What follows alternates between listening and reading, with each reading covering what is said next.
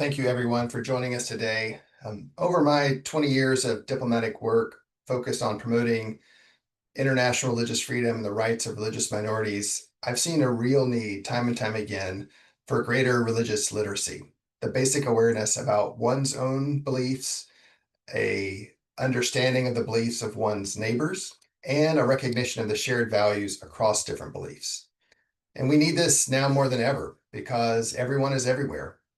People from different faiths, cultures, and religions are intermixing as never before, including in the Americas.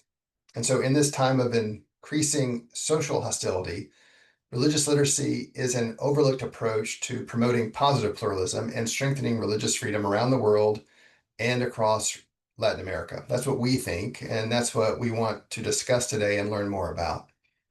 Regarding the Americas, the region has strong protections on freedom of religion or belief by global standards. We thankfully do not see the kinds of repression or sectarian conflict that mar other parts of the world. But there are problems, and we know that friction is increasing because of growing religious diversity. And a lack of knowledge can breed fear, and fear can foster suspicion. Suspicion can harden into prejudice, discrimination, and at its worst, violence.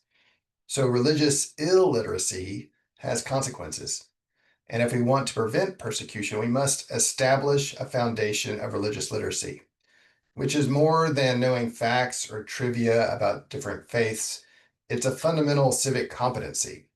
It's a set of teachable skills and attitudes that equip citizens with knowledge of how religion and beliefs inform everyday life in our democracies.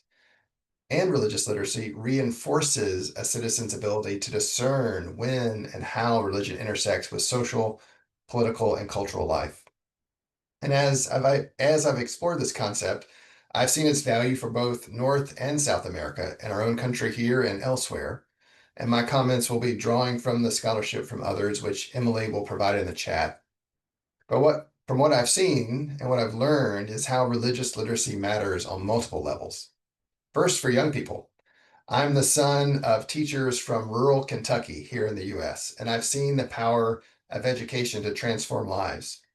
And as a parent, I know today's youth are growing up in increasingly diverse societies in religion, culture, and worldviews. The same is true in South America. Yet too often, we don't prepare youth to navigate this reality, while outside actors spread hateful ideologies or messages. So, because of this, teaching tolerance is crucial. One such approach is the concept of social and emotional learning, SEL. SEL curricula prepares children and youth to become knowledgeable, responsible, and caring adults by giving students social and emotional competencies.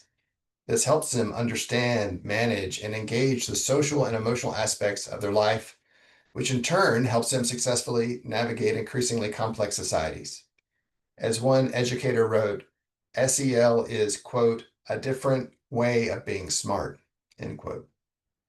There's a knowledge component too. Regardless of whether nations have established or disestablished faiths under their law, they should educate youth about religion in a way that informs and not indoctrinates. The Toledo Guiding Principles on Teaching About Religion and Beliefs in Public Schools, developed by the OSCE in Europe, charts a path for how to educate about religion that respects freedom of conscience.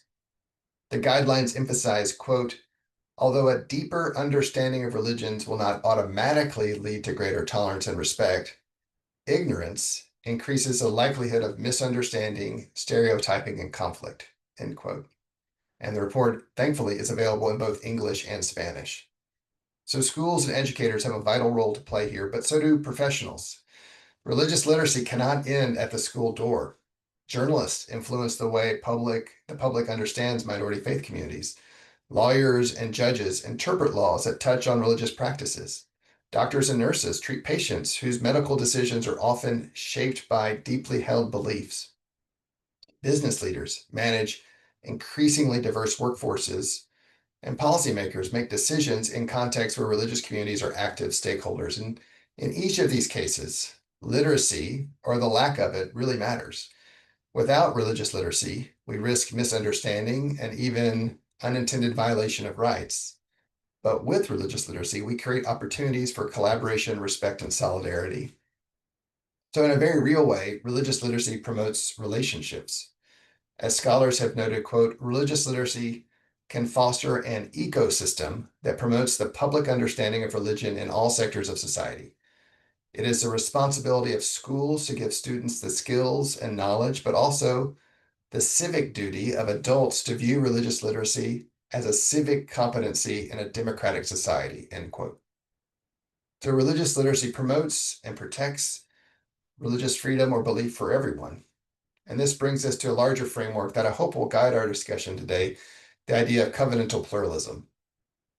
Covenantal pluralism is more than tolerance, which asks us merely to live side by side, each going our own way. Covenantal pluralism is deeper, inviting relationships of mutual commitment, where people of different faiths and worldviews not only accept each other's presence, but engage one another. And now it doesn't erase disagreement. On the contrary, it assumes disagreements exist, but it insists that disagreement need not prevent us from working together for the common good.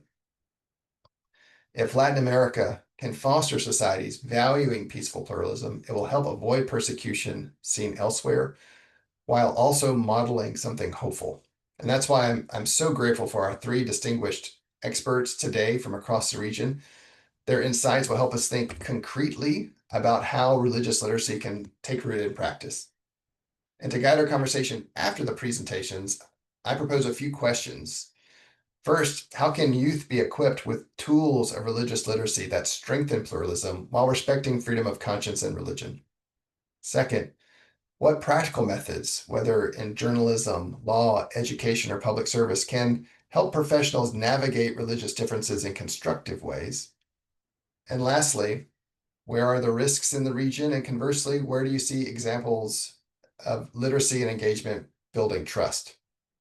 So in conclusion, living together in diversity is hard, but by building a culture of peaceful pluralism through religious freedom and religious literacy, the diverse communities of the Americas can build bonds of neighborly solidarity. And I look forward to learning from our distinguished panel today, and I turn this back over to Emily. Thank you. Thank you, Knox. Now, before I turn the floor over to our first speaker, I want to remind everyone that regarding the Q&A, you are welcome to put your questions in the chat, or you can wait until the Q&A session starts and raise your hand and ask your question live. We also want to remind everyone that this webinar is being recorded and that we will be sharing it later, which you may share with your own networks. Now, it's my pleasure to introduce our first speaker. Rodrigo Alves is a professor of law at the Federal University of Uberlândia in Brazil, where he also serves as head of the Constitutional, International, and Human Rights Law Unit. He leads the Brazilian Center of Studies in Law and Religion, which focuses on religious freedom, protection of religious minorities, anti-discrimination norms, and religion-state relations, collaborating with academic institutions, government bodies, and international organizations. Rodrigo, thank you so much for being here from Brazil. You have the floor. Thank you very much, Emily and Knox, for this very kind invitation to join this webinar. And I'm going to share, and it's great to share this panel also with my colleagues Nicola Panotto and Raul Lopera. Thank you very much. I'd like to share today our experience regarding the establishment of the Brazilian Center of Studies in Law and Religion in Brazil. The center was established in 2012 at the Federal University of Uberlândia, aiming to be a national center that engages scholars and professionals from different parts of the country. The establishment of the center represented a milestone in the institutionalization of interdisciplinary studies between law and religion in Brazil. The center established itself as the first Brazilian academic institution dedicated exclusively to this area of investigation, responding to an identified gap in professional training. But how exactly does one train a professional capable of navigating with competence the religious complexity of the Brazilian society? The central question that guided our interventions consisted of the need to train professionals capable of dealing adequately with the complexity of Brazilian religious diversity. To this end, we developed training actions that contribute to religious literacy and religious freedom, conceptualized not merely as transmission of knowledge about religious traditions, but as development of practical competencies for dealing with religious questions in specific professional and social contexts. Our work recognizes a fundamental premise: the existence of genuinely irreconcilable theological differences between distinct religious traditions. From our experience, we learned that training professionals and equipping religious leaders and communities can establish constructive collaboration even while maintaining profound divergent convictions. Data from the 2022 census document that Brazil's growing religious diversity. The Catholic population, while remaining majority, registered 56.7% of the population, representing a decline of 80.3 percentage points since 2010. Simultaneously, significant growth is observed in the evangelical population, which reached 26.9%, an increase of 5.3 percentage points. This growing, and of course we could talk about each specific religious group, but what we observe is that this growing diversity generates substantive practical challenges. Issues include adjudication of cases involving different conceptions about family structures, educational methods, or medical practices, administration of public policies that respect religious plurality without compromising principles of state secularism, also known as laicidade in Portuguese, ensuring that respectful dialogue prevails over avoidable conflicts. How, then, to systematically develop the necessary competencies to effectively face these challenges? Our work focused on developing responses to those challenges through interventions across key professional and social sectors. A strategic priority area identified was the justice system, a sector where impact could achieve greater structural reach. The series, Freedom of Religion or Belief in the Realization of Justice, developed in partnership with the Judicial School of Rio Grande do Sul and the Norwegian Center for Human Rights in Oslo, trained magistrates and judicial servants on national scale. The program content transcends mere legislative transmission, focusing on developing sensitivity for recognizing conscience issues in judicial processes, competency for applying constitutional principles in cases involving different religious traditions, and ability for making decisions that protect individual rights without compromising public order. Another important activity developed focused on sector-specific challenges. Empirical analysis revealed that each professional category faces specific challenges related to religious diversity. This finding grounded the development of specialized programs for public security, legal practice, foreign affairs, legislative personnel, and public administration. Practical challenges include situations such as police action in Afro-Brazilian religious establishments, administrative decisions about work exceptions for religious motivations, and legal advice to religious organizations. Each context demands specific competencies that extrapolate basic legal knowledge. A parallel initiative addressed the need for sustained dialogue among religious communities themselves, creating spaces for genuine dialogue between different religious traditions constituted a significant methodological challenge, resulting in the implementation of the Permanent Forum for Freedom of Religion and Convictions, or Freedom of Religion and Beliefs, operational since 2015.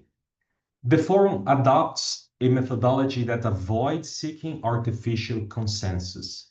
Catholics, evangelicals, Spiritists, Muslims, Jewish representatives, practitioners of African Brazilian religions, Buddhists, and non-religious individuals expose their perspectives on specific practical questions. And the results demonstrate that participating professionals and religious leaders, they develop competency for respectful dialogue in context of substantial differences, promoting mutual understanding without relativizing personal convictions. A further area of development involved institutional integration with government structures. Integration of religious literacy competencies into state structures became viable, as exemplified by the formal partnership we established in 2023 with the Ministry of Human Rights, specifically through the General Coordination for Promotion of Religious Freedom. Achievements include production of 3 educational booklets for national distribution, training of public servants responsible for human rights policies, and development of specific programs on religious education at national level.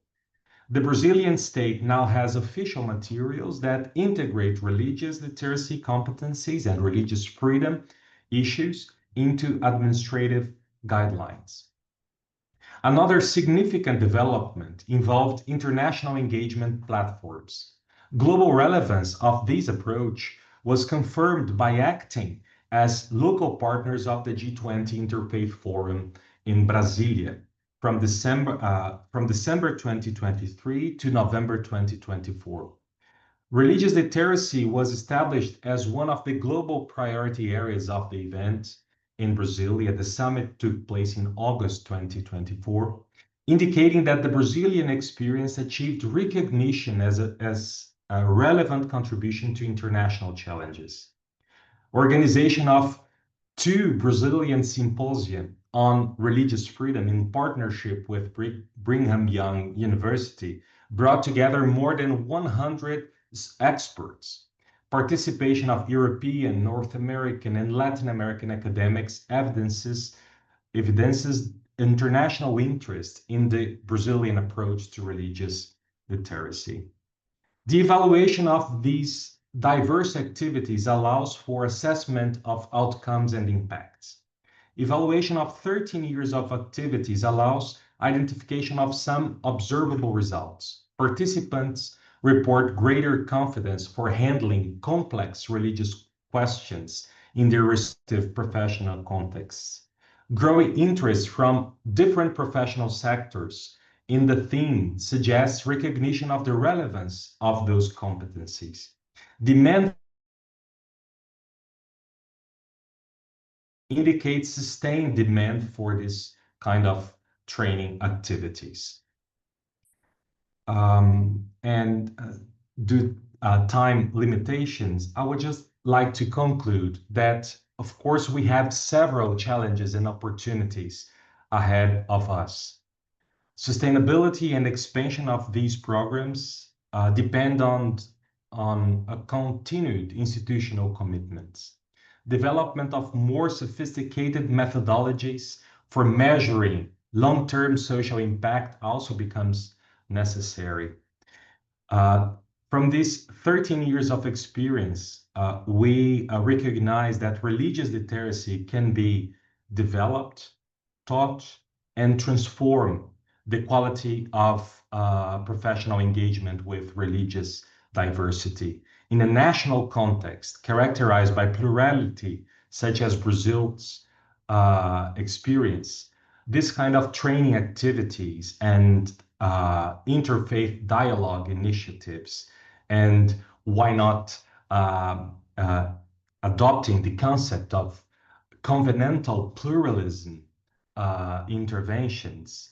It is not just merely academic interest, but it is an imperative social necessity. Thank you very much, Emily. Thank you, Rodrigo. Our next speaker is Harold Lopera Rodriguez, originally from Bogota, but joining us today from Ibagué. Harold was a city councilor in Ibagué from 2015 to 2019, after which he directed the Entrepreneurship and Business Development Program through 2024. Currently, he is an advisor to the Mayor's Office of Ibagué, specifically on matters of religious freedom.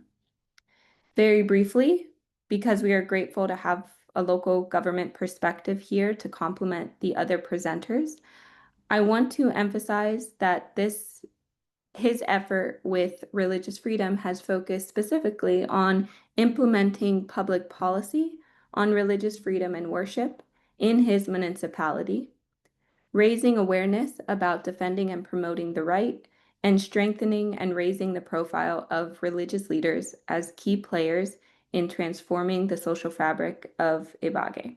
I believe one of his colleagues is also on the call, Camila Sanchez, who has helped with this effort as well. Harold's work promotes values of tolerance and respect to prevent discrimination and harassment on religious grounds. Harold, we thank you so much for being here from Colombia.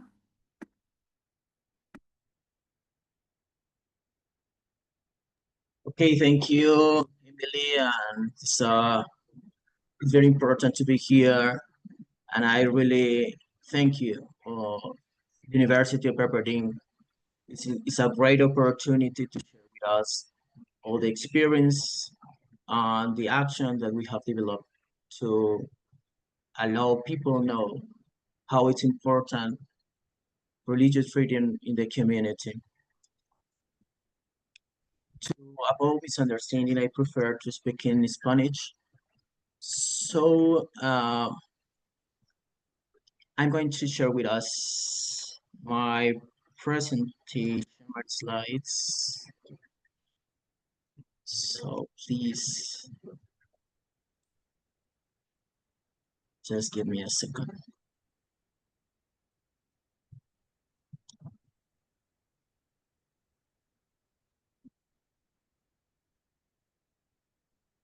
Can you see my slides? Yes. Yes, thank you.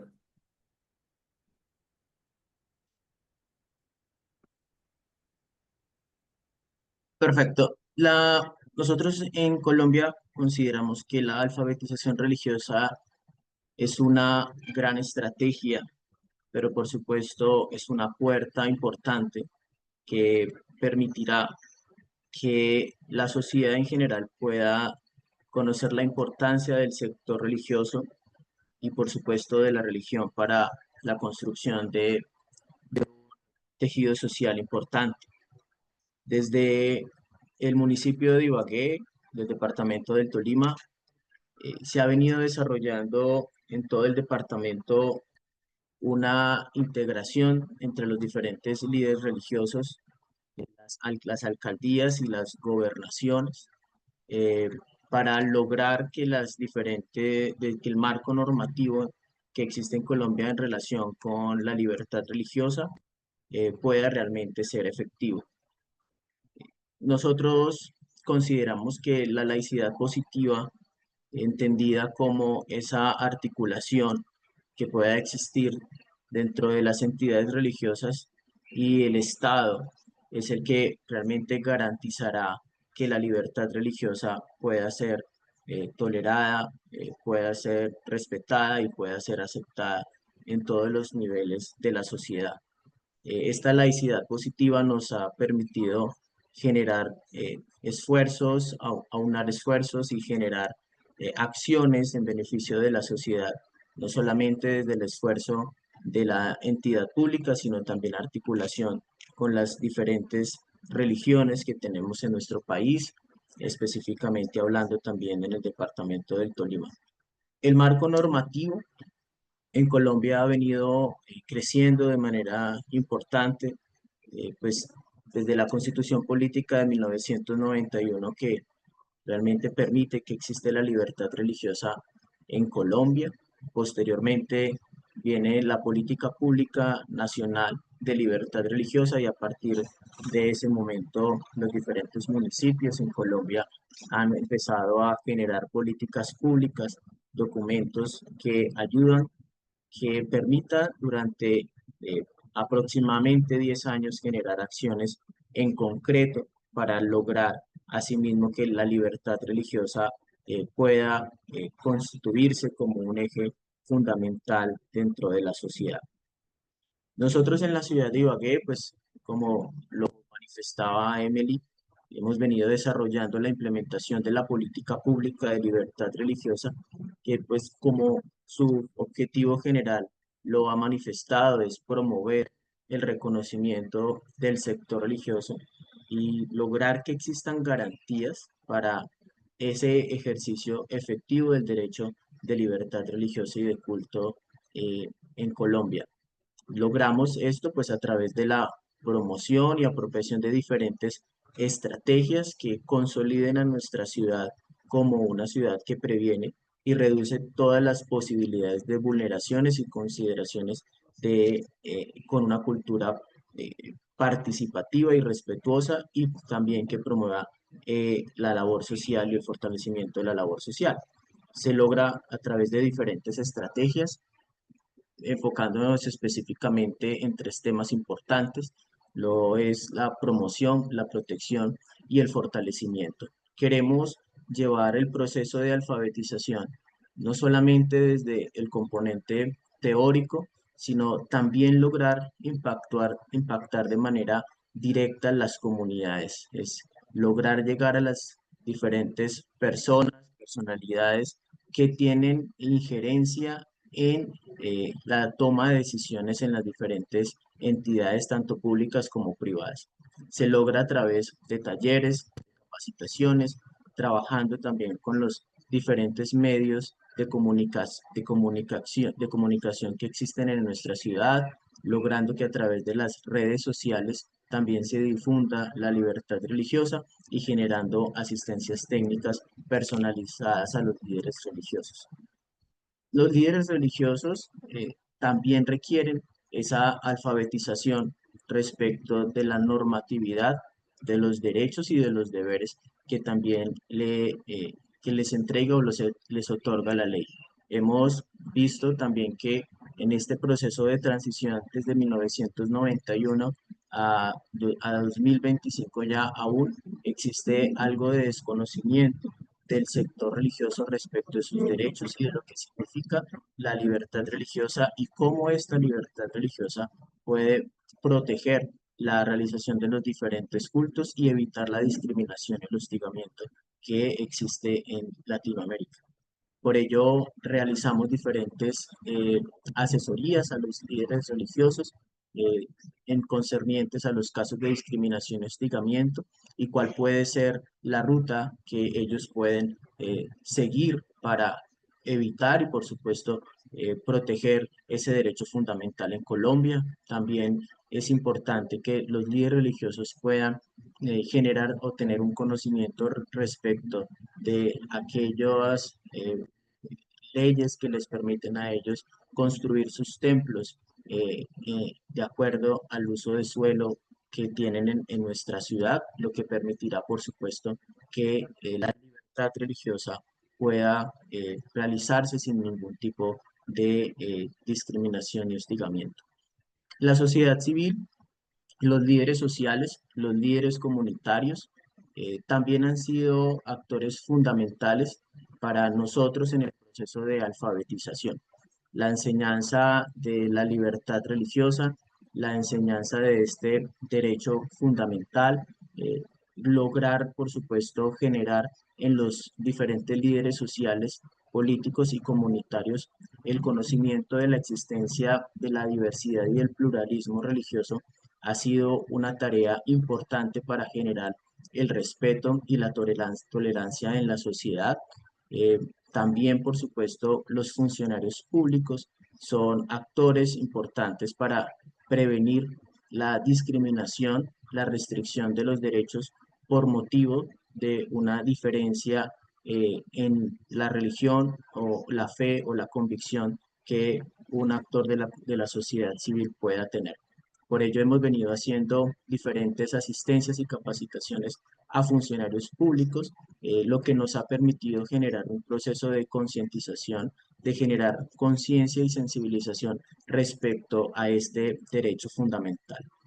Como podrían ustedes observar, también las entidades religiosas, el acercamiento con las entidades religiosas, el acercamiento también con los diferentes miembros de esas entidades religiosas ha sido para nosotros un éxito en lo que ha sido la implementación de la política pública de libertad de culto y religión en la ciudad de Ibagué. Yo creo que es un mensaje también para las autoridades civiles, para los gobernantes, que es importante generar ese tipo de políticas públicas que permitan que a lo largo del tiempo el derecho de libertad religiosa y de culto permanezca como un derecho fundamental, pero también se puedan generar acciones que logre, por supuesto, la alfabetización en los diferentes estamentos.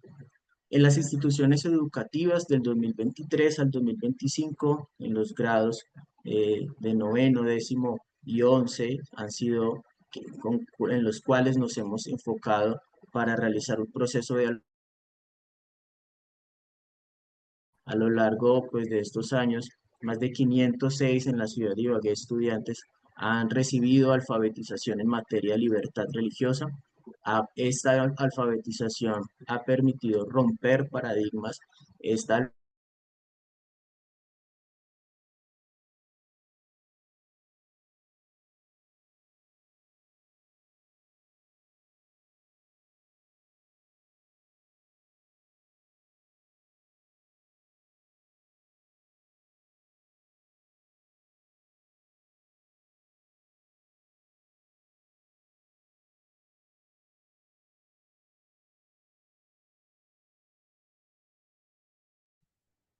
tuve un problema de conexión, Emily. You're back. No problem. If you want to share your screen, and you have about 2 minutes to finish up here. Yeah. Can you see? Yes.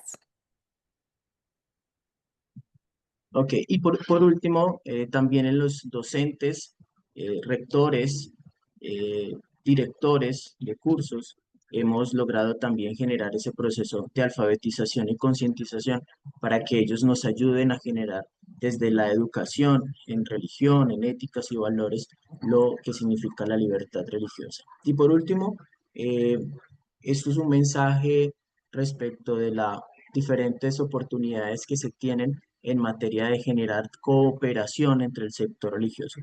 La laicidad positiva permite generar esa cooperación, esa articulación.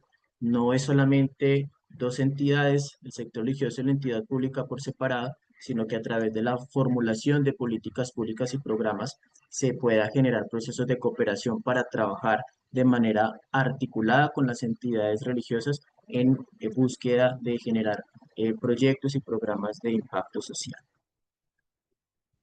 Emily, creo que he concluido con mis 10 minutos. Muchas gracias por el espacio. Thank you, Harold. We'll stop sharing your screen. Appreciate it.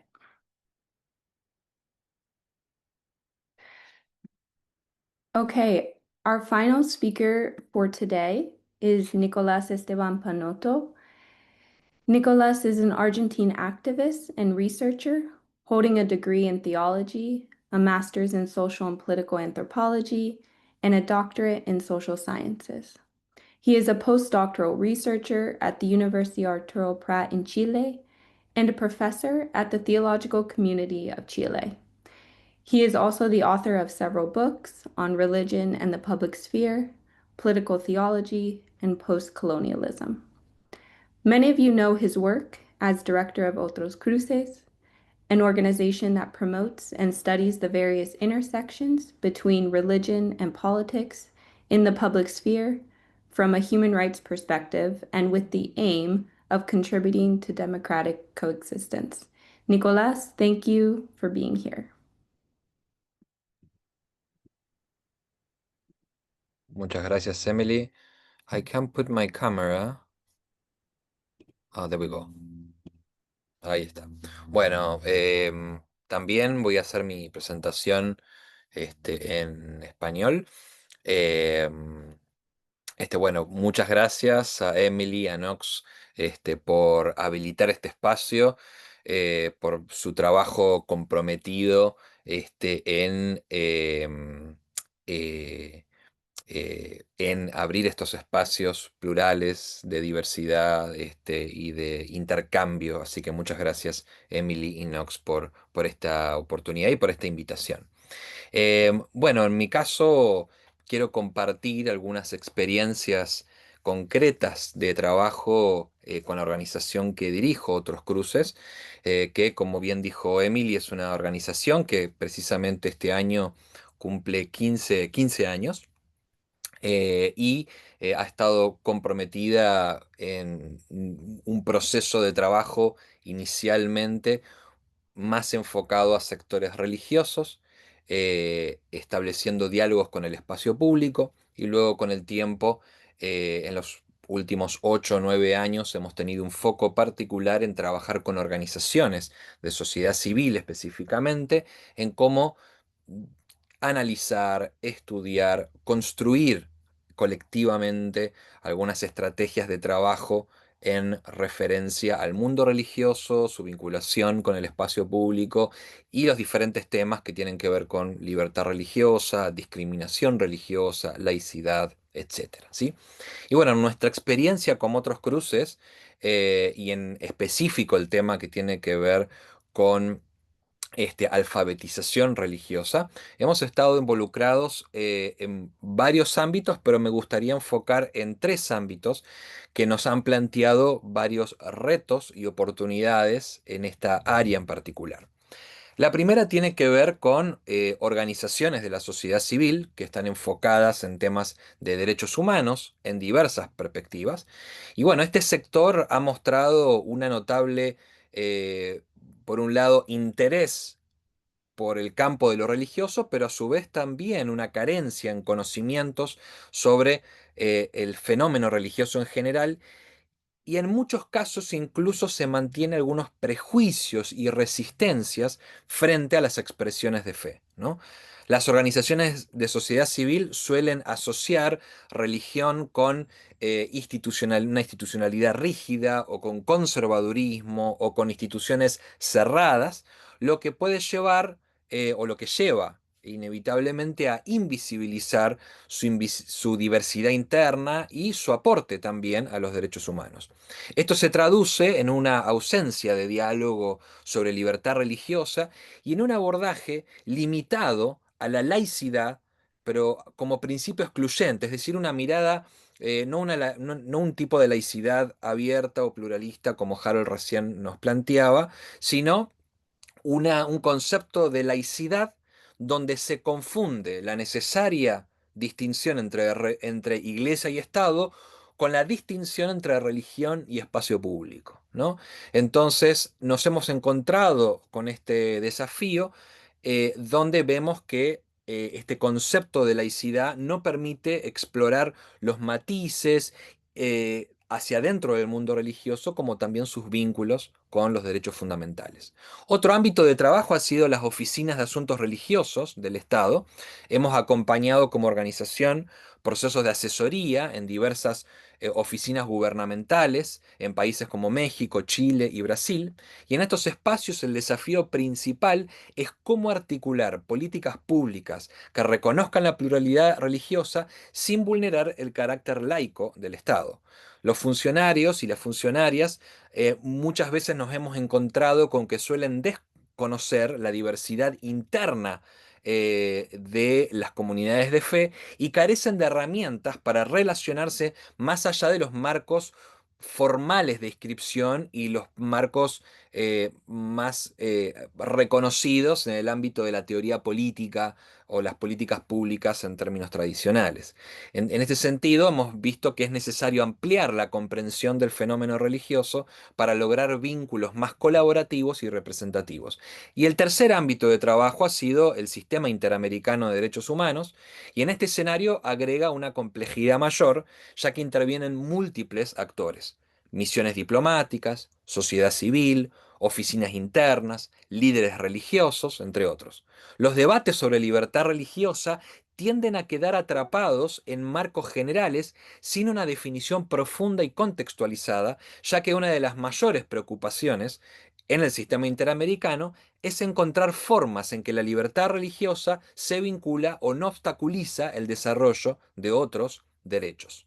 Esto hace olvidar un énfasis necesario en profundizar el término de libertad religiosa antes de ver su vínculo con otros ámbitos. El reto es relacionar esta libertad con otros derechos y agendas, ¿no?, como pueblos indígenas, migración, etcétera, de manera integradora, evitando que lo religioso quede aislado o, por otro lado, también instrumentalizado. A partir de estos espacios de trabajo, hemos desarrollado un conjunto de objetivos y acciones concretas orientadas a fortalecer la alfabetización religiosa. En términos de objetivos, nos hemos planteado, en primer lugar, brindar formación en conceptos básicos.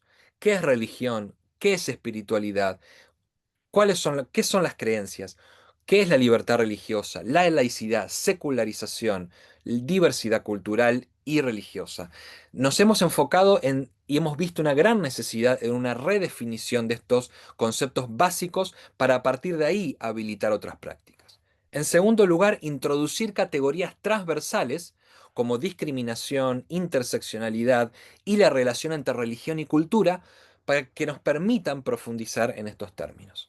En tercer lugar, desmontar estereotipos mediante el reconocimiento de la diversidad interna de las tradiciones de fe. En cuarto lugar, tender puentes entre el campo religioso, los derechos humanos y las políticas públicas, mostrando que no son ámbitos incompatibles.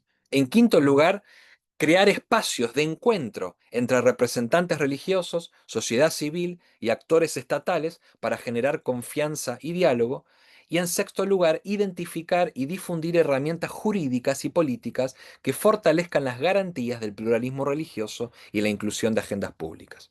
A partir de acá hemos realizado las siguientes acciones. Hemos desarrollado cursos y seminarios de formación sobre laicidad, libertad religiosa y análisis político religioso.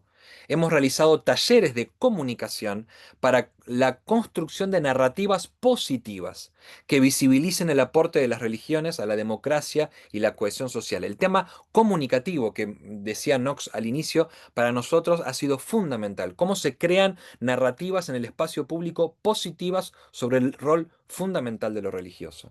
En tercer lugar, paneles y espacios de diálogo multiactor que promuevan la participación y el aprendizaje mutuo.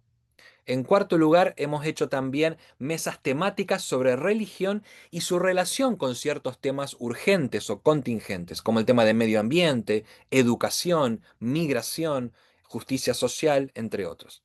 También hemos tenido algunas experiencias innovadoras de lo que se llama diálogos improbables, donde hemos intentado reunir, o hemos reunido, por ejemplo, activistas de derechos humanos con comunidades religiosas, con el propósito precisamente de desarmar prejuicios y de abrir lenguajes de colaboración, ¿no? Y justamente ahí Knox preguntaba sobre el tema de juventudes, y aquí en Chile tuvimos una experiencia de diálogo entre juventudes de diversas perspectivas y demás para encontrar algunos lugares comunes. Y por último, también hemos hecho varias publicaciones enfocadas a diversos públicos. Hemos, por ejemplo, hecho publicaciones sobre materiales enfocados en religión y espacio público, así como en miradas más abiertas y complejas sobre el tema de evangélicos y política, ¿no?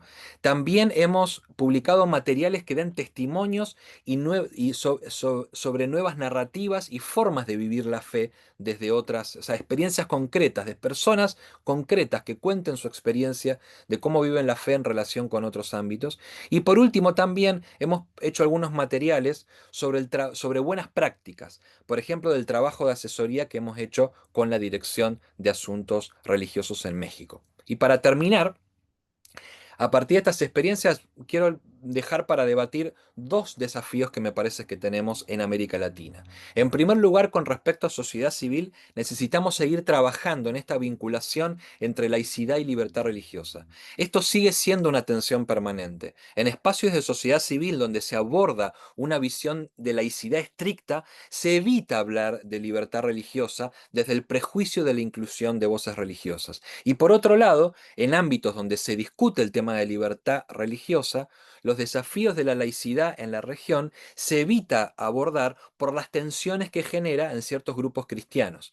Entonces es urgente desarrollar un marco integrador que reconozca la autonomía del Estado, pero también el derecho de las comunidades de fe en participar en el espacio público. En segundo lugar, creo que necesitamos promover espacios de diálogo multiactor. Para enfrentar la polarización, justamente, necesitamos ampliar instancias de conversación y acción conjunta, específicamente con el objetivo de desarrollar herramientas enfocadas en políticas públicas, litigio estratégico y demás. Y por último, el tema de la educación y la alfabetización religiosa escolar sigue siendo también un desafío. En países como Chile, por ejemplo, donde hay clases de religión, aún tenemos muchos desafíos en cómo crear currículas transversales, no necesariamente una materia de religión, que permita crear instancias y una concientización sobre el tema de religión y espiritualidades desde los sectores escolares hasta otros sectores de educación superior. Hasta aquí, muchas gracias.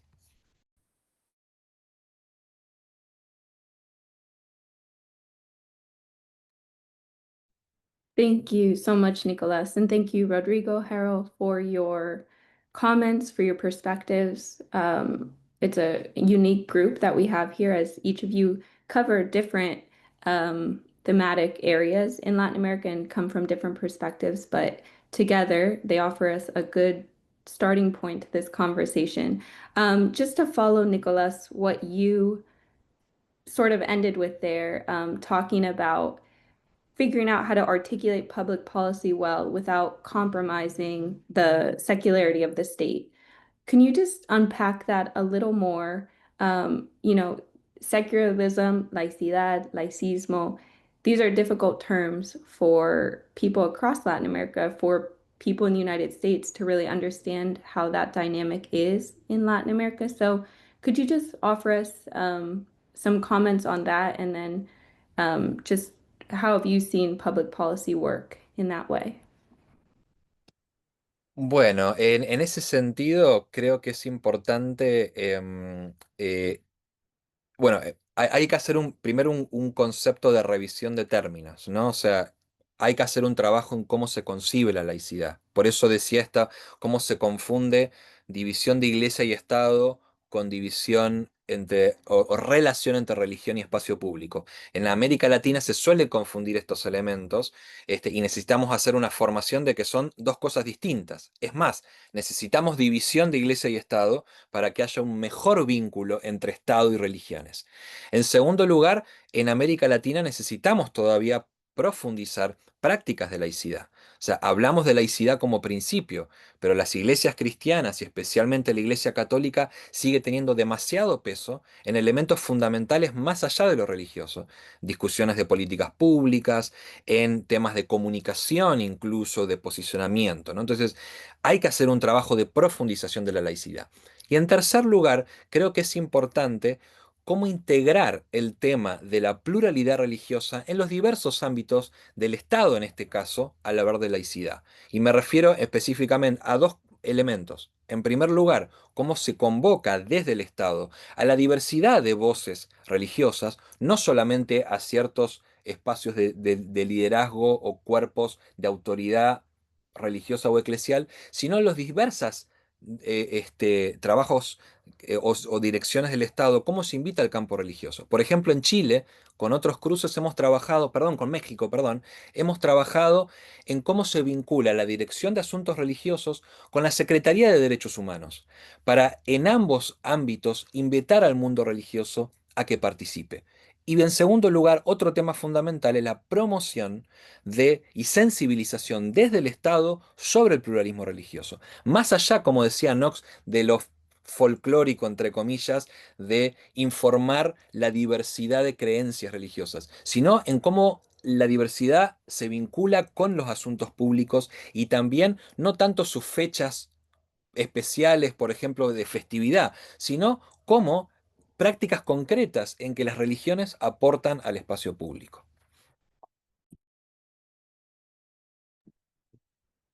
Yeah, thank you for that. It's an interesting. Sorry, my audio was off. It's interesting. One of the questions in the chat was this question of how do we eradicate this Catholic-centric paradigm in Latin America? I don't think the word is eradicate there, but obviously that combined with, well, the history of Latin America and then with this idea of secularism and trying to unpack that at the most basic level is a difficult thing. So appreciate your comments on that. Knox, I know you had a question. Yeah, for all three of you, you're working at the federal, the local level, the national level, in different contexts. A lot of people who you're training are going to be those who are naturally inclined to this, that they understand the importance of religious freedom. They want to learn more about other people. How do you engage the skeptic? There'll be those who are opposed to it, and that's a whole nother question. But those who are skeptical, would you have any insights about how you engage the skeptic in your outreach, in your trainings, in your engagements?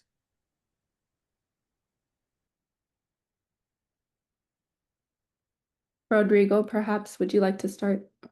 Okay, I can start. Well, that's a very interesting question. We are dealing with that issue right now in one of our programs. So there is a community in Brazil that I don't think they have any kind of program relating to religion. That's the foreign affairs area in Brazil. So we started a series of activities, and I know Knox is one of the experts in this area, and of course we need your help. But that's something completely new for them, for participation in a structured capacity building training initiative or course. We don't have anything. So now we are working on how to make them aware and conscious of the importance of religion in international affairs and how to respect religious diversity and to include religious diversity perspectives in their training or experience. We had a similar issue within the judicial professionals. So we started with a program to equip judges and prosecutors and lawyers on religious freedom. With lawyers, it was easier because there is a established experience on interfaith committees at the Bar Association, but not at the judicial level. So we started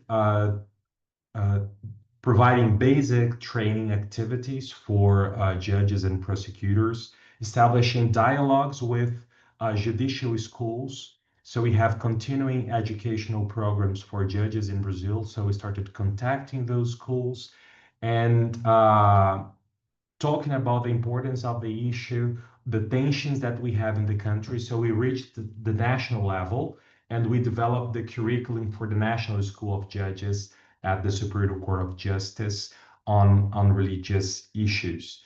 So it's difficult to deal with the skepticals, but when you have people that are believers in this cause and they have a relevant position within that community, I think it makes it easier to reach to the skeptics through their own colleagues. So let's say a peer-to-peer strategy that we only encourage and navigate. So yeah.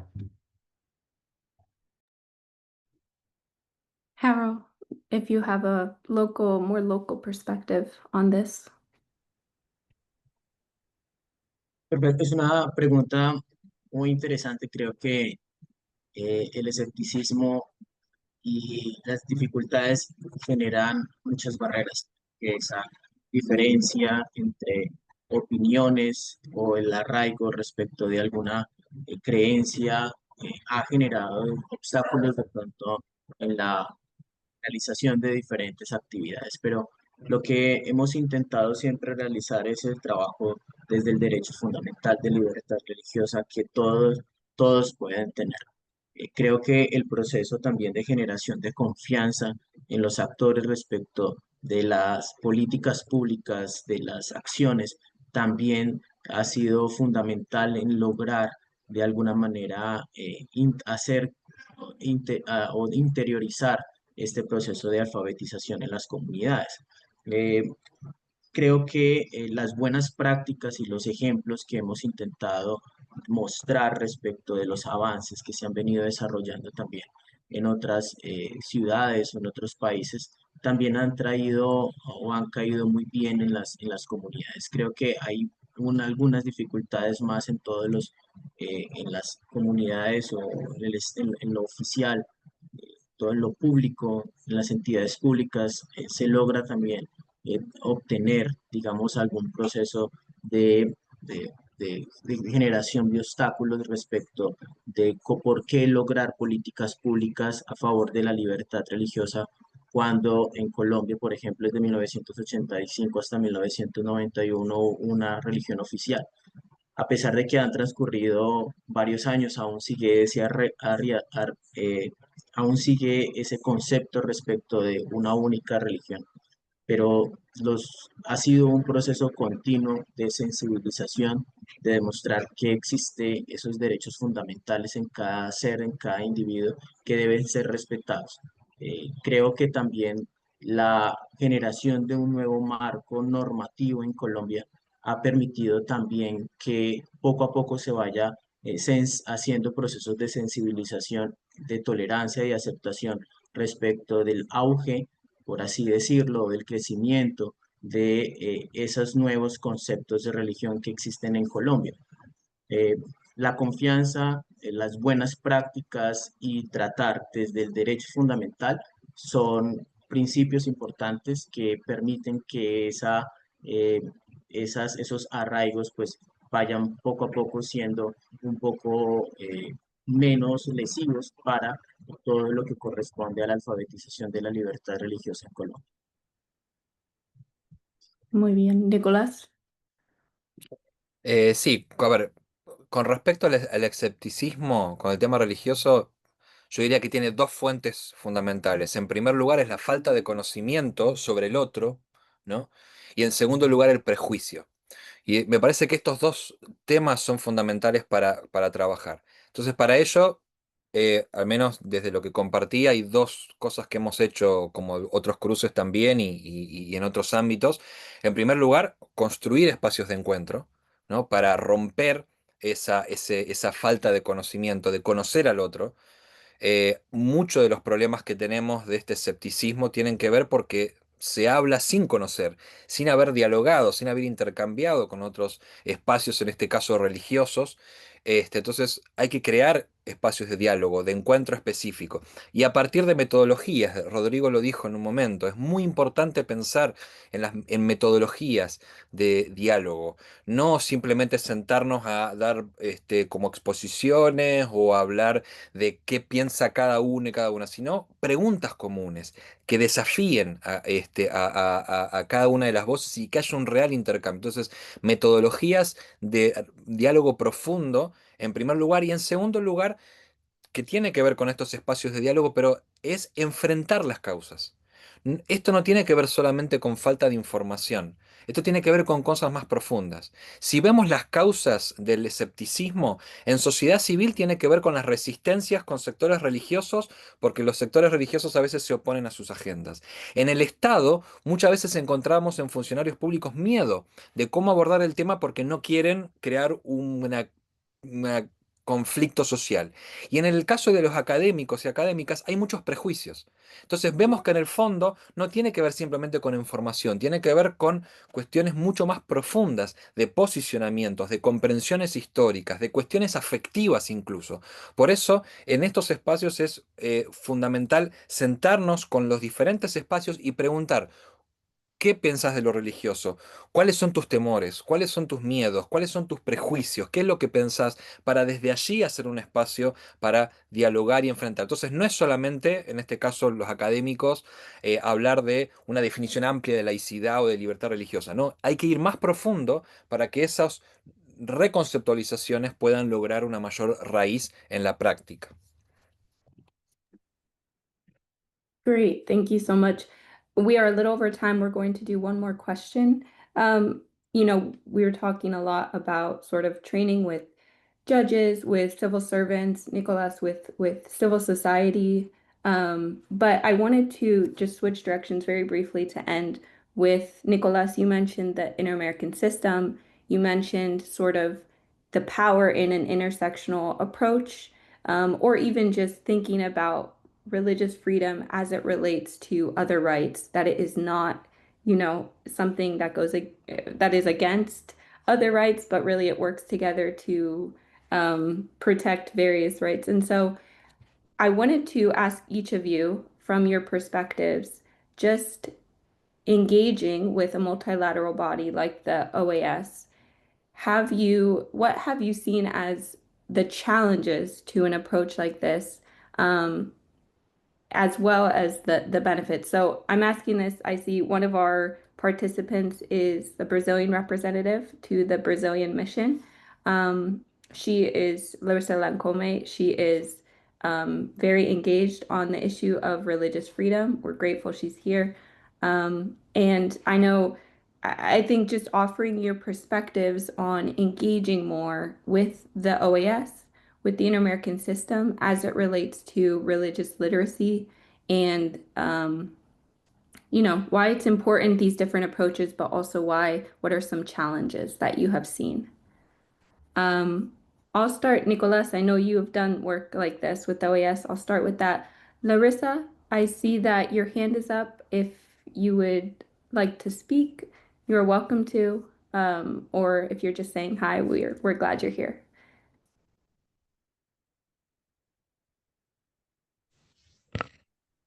Hi, can you hear me? Yes. Yes, it's a pleasure to address you all. Thank you, Emily, for mentioning my presence. Thank you for the invitation to such an interesting conversation. I just wanted to say hi, and of course, I would love to talk more to Rodrigo. It would be very weird to have this conversation in English. So, and I don't want to take the floor for too long. So, if I could just send you an email, I would love to hear more about this work you mentioned you're beginning to do with foreign affairs. I guess I'm an example of the skeptical institution.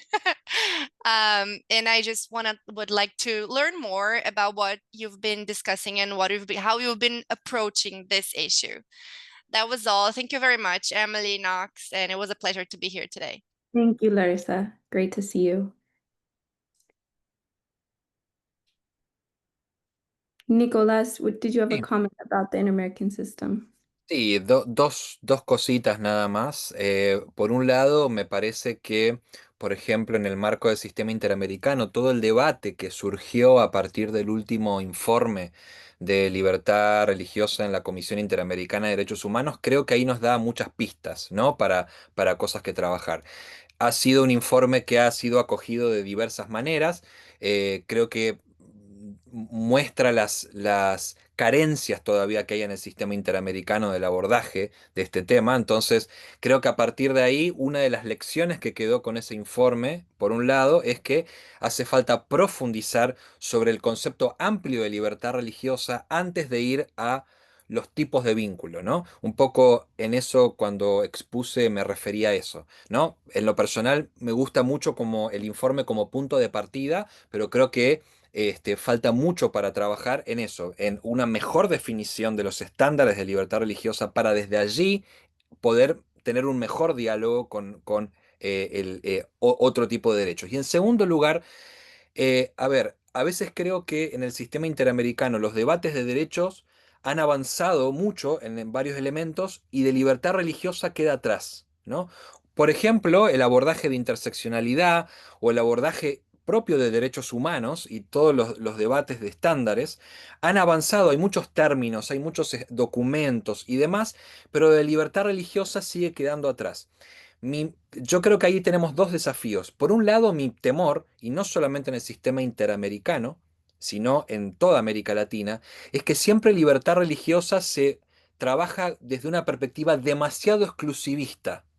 Yo entiendo que necesitamos profundizar, pero también no tenemos que caer en el peligro de que libertad religiosa sea demasiado elaborado de una perspectiva exclusivista, que eso responde también a una visión exclusivista sobre lo religioso, como un agente que a veces se diferencia demasiado de sociedad civil. Entonces, tenemos inconvenientes en la separación, pero en el abordaje de lo religioso a veces lo abordamos como demasiado desde una perspectiva exclusivista. Entonces, necesitamos, por un lado, trabajar en ese exclusivismo conceptual que a veces tiene lo religioso, pero en segundo lugar, empezar a dialogar con los avances de los estándares y los diálogos en el sistema interamericano desde los derechos humanos para empezar a poder encontrar mejores puentes.